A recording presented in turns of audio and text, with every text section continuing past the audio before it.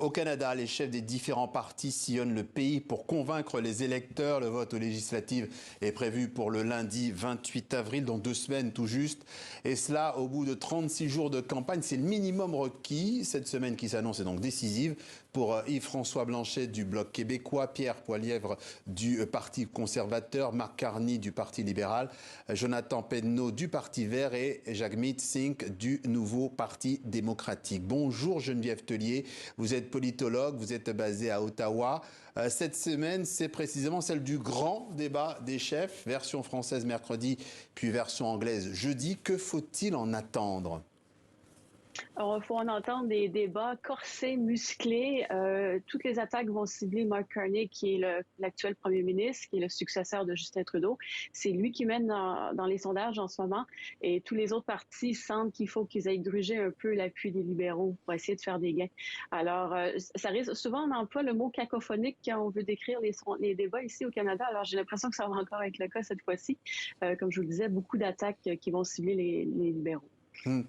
Ces débats, ils ont un peu déjà commencé avec, en préambule, 2 interventions à la télévision qui ont été remarquées ce week-end. Oui, effectivement, une émission de variété qui invite à tour de rôle les chefs de parti. Il y en avait 2 hier qui sont venus à tour de rôle. Et donc, il fallait faire connaître un peu ces 2 personnes-là. Elles sont connues, mais elles n'ont jamais été chefs de parti. C'est leur première campagne électorale en tant que chef de parti. Pour M. Poilievre, le chef conservateur, qui a souvent un ton un ton abrasif, il fallait adoucir les angles, se montrer un peu plus aimable, ce qu'il a réussi à faire hier. Pour M. Carney, son principal défi, c'est de s'exprimer en français. Alors, c'est parfois laborieux. L'exercice a été plutôt correct, mais on sent encore que certaines explications ne sont pas toujours claires. Donc, un bon exercice hier pour se préparer aux 2 débats qui vont sans doute être très regardés ici à la télévision au Canada. Et justement, ces 2 débats, mercredi et jeudi, on l'a dit, est-ce qu'ils pèsent réellement dans le choix que feront les Canadiens au moment du vote ? On se pose toujours la question. C'est rare que des débats vont vraiment changer le cours d'une campagne, mais ça peut arriver. Et c'est surtout l'espoir qu'ont les partis qui traînent dans les sondages de pouvoir arriver avec ce chaos-là qui pourrait démolir l'adversaire. C'est pour ça que je vous disais tantôt que ça risque d'être assez musclé comme débat. Mais maintenant, si on se fie à ce qui s'est passé hier, où les 2 candidats, M. Carney et M. Poilievre, s'en sont plutôt bien sortis, s'ils continuent à faire la même performance, il ne devrait pas y avoir de changement majeur. Mais comme on dit ici en politique, une semaine, c'est une éternité. Il peut arriver beaucoup de choses et c'est pas impossible que ça puisse faire une différence. Mais en même temps, faut pas penser que ça fait toujours une différence. Et que disent les sondages aujourd'hui ?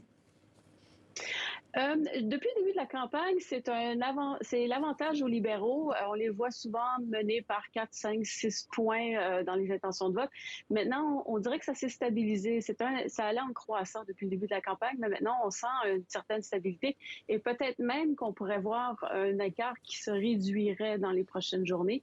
On parle moins de Donald Trump, donc ça aide plus les partis d'opposition. Maintenant, même si les libéraux devaient être au coude à coude avec les conservateurs, notre système électoral fait que ça les avantage. Au Canada, on n'a pas de système proportionnel.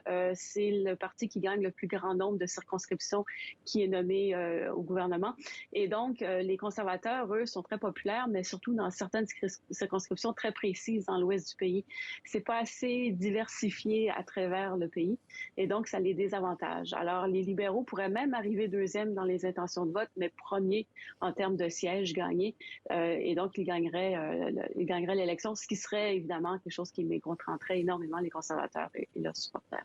Vous l'avez dit, on parle moins de Donald Trump, des droits de douane. Est-ce que ça veut dire qu'il y a des questions qui s'invitent un peu plus dans les débats, comme le coût de la vie, le logement, l'écologie ?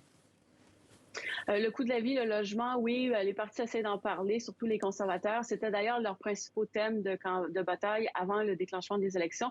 Est-ce que c'est vraiment ça qui intéresse les électeurs? Il y a des sondages qui ont été faits dernièrement où on voyait clairement que pour 75% des électeurs, c'était soit la question économique, soit la question des tarifs douaniers qui était le sujet numéro 1. Alors, c'est difficile de voir d'autres enjeux vraiment s'imposer. Un grand absent, c'est la question environnementale. Même si on a un parti vert, ce parti vert-là ne performe vraiment pas bien dans les sondages. On lui crédite à peu près 2-3% dans les intentions de vote, ce qui est extrêmement bas. Et donc, cette question-là, tout ce qui est la protection de l'environnement, c'est complètement éclipsé par des questions d'ordre économique ici, dans cette campagne-ci. Les précisions de la politiste Geneviève Tellier, rattachée à l'Université d'Ottawa. Merci d'être passé par le journal de TV5 Monde.